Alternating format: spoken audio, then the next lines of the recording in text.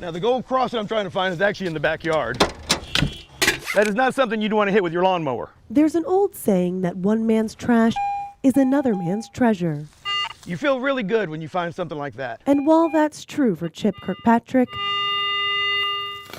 this Jacksonville man lives by a different motto. Leave the property in better shape than you find it. Kirkpatrick is a treasure hunter of sorts.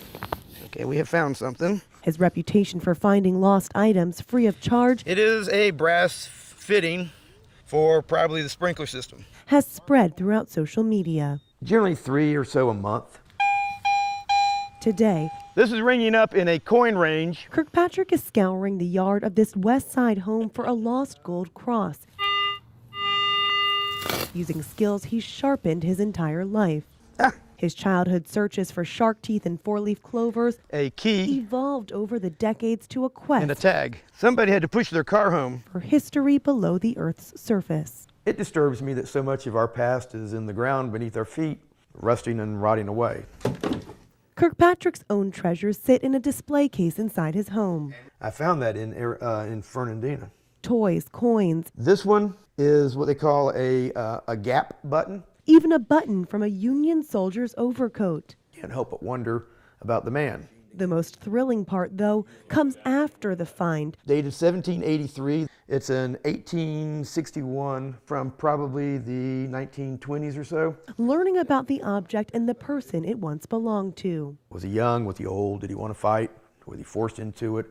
And of course, did he get to go home?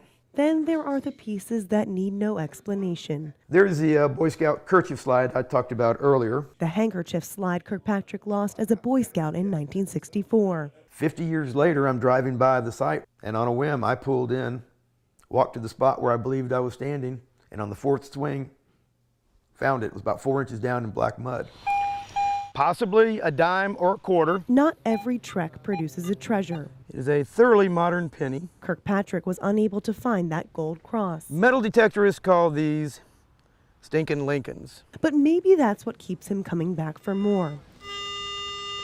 This little piece of metal tube. The endless possibilities hidden right below our feet. But when you find that, you forget about coming home dirty and tired and your back bothering you and all the pull tabs and bottle caps you dig up. All you think about is, I finally found this thing. And there's no better feeling. Juliette Dreyer, First Coast News. Okay, whatever it is right along in here. It's on your side.